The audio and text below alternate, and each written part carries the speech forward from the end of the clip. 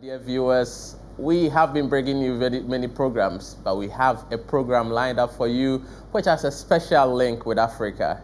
Africa today, like other parts of the world, presents a dynamic picture of progress and challenges. Africa, home to more than 1 billion people with diverse cultures, and the continent has a strong human and natural resource that have the potential to yield inclusive growth and eradicate poverty in the region. The Ahmadiyya Muslim community has also been instrumental in the development of Africa. In addition, the continent has witnessed immense progress in terms of the way people have accepted the message of the Jama'at. Thousands of people accept the Jamaat in Africa through outreach activities, through dreams, among others. Today, we are privileged to have esteemed and honourable dignitaries with us in the studio here to discuss the progress of the Jamaat in Africa.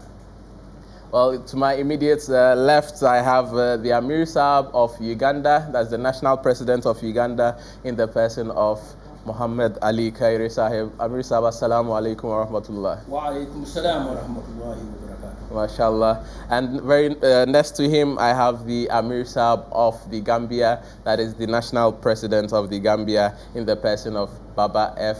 Traoré. Amir Saab, assalamu alaikum. And at the far end, I have the Amir Saab of Nigeria. Amir Saab Nigeria is in the person of Alhaj Alatoye Folorunso Aziz Sahib. Amir Saab, assalamu alaikum wa rahmatullahi wa barakatuh. Wa alaikum salam wa rahmatullahi wa barakatuh. I hope I did justice to your name. No, Well, you all look very poised for the discussion today. As we all listened to the report given by Huzur yesterday, it was evident that the Jamaat is really progressing in Africa. And before we even go into the various aspects, I want to begin with you, Amir Saab, Uganda. When we talk about the progress of Jamaat in Africa, what does it mean with regards to the truthfulness of Hazrat Imam Mahdi, the promised Messiah, alayhi salam? Assalamu alaikum wa rahmatullahi wa barakatuhu. Alaikum assalam. First of all, we should know that Islam was destined to win, to conquer the world. والذي أرسل رسوله بالهدى ودين الحق ليظهره على الدين كله. Now, with the advent of the promised Messiah, it means that the revival of Islam that had fallen so low in accordance to the hadith of the Holy Prophet, لم يبق من الإسلام إلا اسمه. When the promised Messiah came, he set such a system that took Jamaat Ahmadiyya to the African people. Now, the African people are accepting that pure Islam, which has actually been vouchsafed to the Prophet Muhammad sallallahu alaihi wasallam, and accordingly, it had become mechanical. The people were following such beliefs which were merely mechanical. Now, the promised Messiah comes, and the African people have realized the truth, because it was destined to attain this victory, Islam, at the time of the advent of the promised Messiah. Now, the promised Messiah has come, and this victory is actually more manifest in Africa. So there is no doubt that African people accepting Ahmadiyya in large number is a sign that the truth has come, and it is time for Islam to attain global victory. MashaAllah. So it was in accordance with the prophecies of the Holy Prophet Sallallahu Alaihi Wasallam that today we are seeing the progress of Islam, Ahmadiyya, even in Africa. And let me go straight to Nigeria, from East Africa to West Africa. Amir Saab, we must have seen the progress of the Jamaat in Africa, but people think that this is because Africans are generally more religiously inclined. Do you think it has had any toll, any effects on people's acceptance? Okay, that's a very good observation and question. But I think the distinctive factor are those things that, was added to the issue of faith. The first thing is the genuine demonstration of faith in Almighty Allah.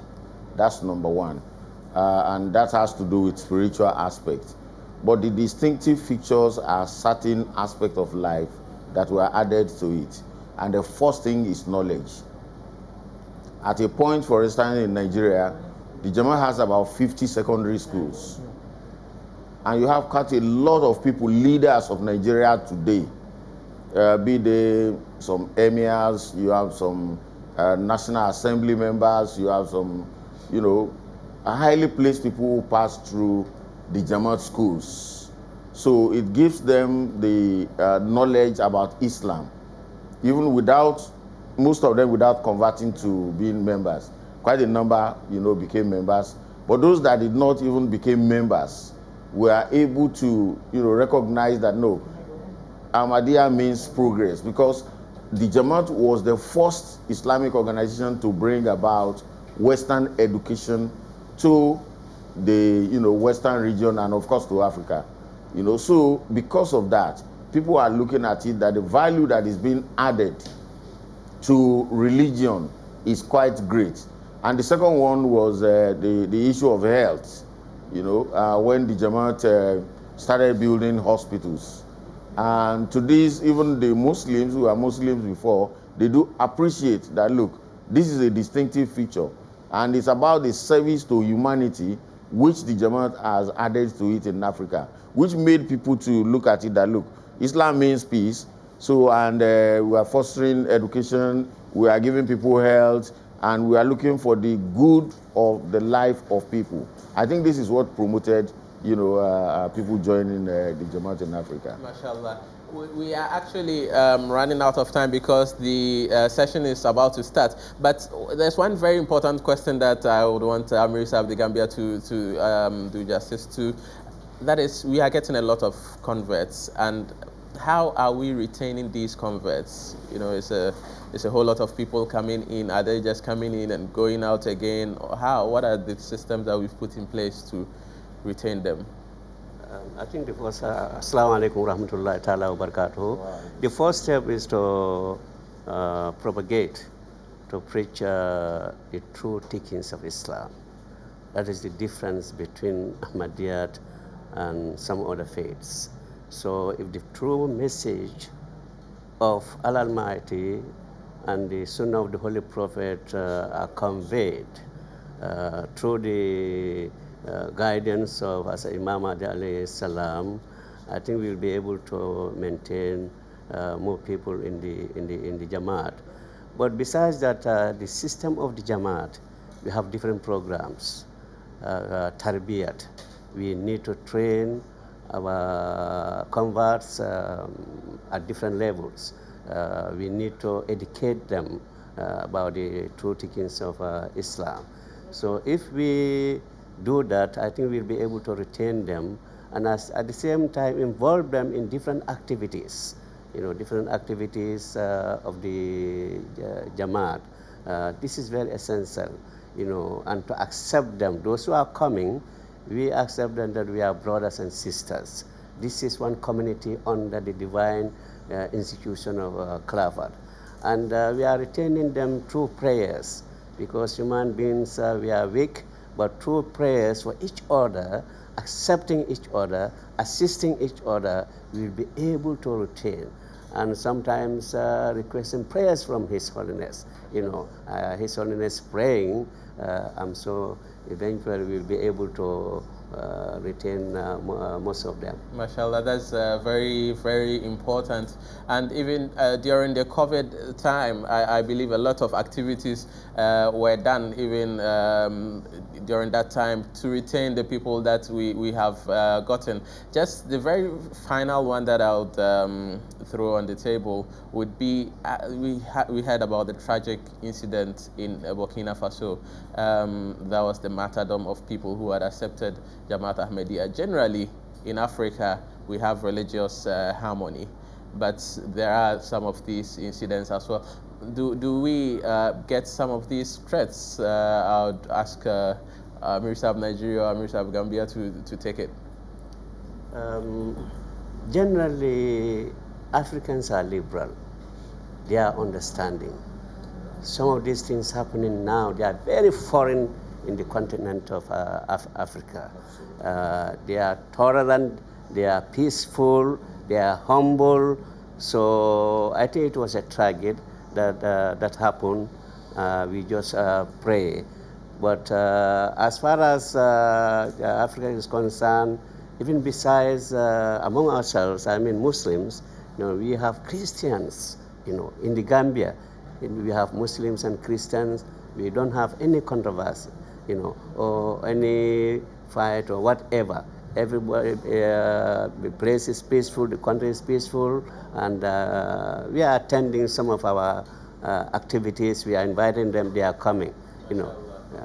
I can see Amir Saab Nigeria and Amir Saab Uganda all wanted to say something about this, but unfortunately the session is just about to start. Having such esteemed guests with us, we would have wanted and loved to have even a longer discussion, but because of the fact that the session is about to start and we all want to go and join it, we would have to call it a day in regards to this program today, and then do well to stay tuned and follow the session. Assalamu alaikum wa rahmatullah.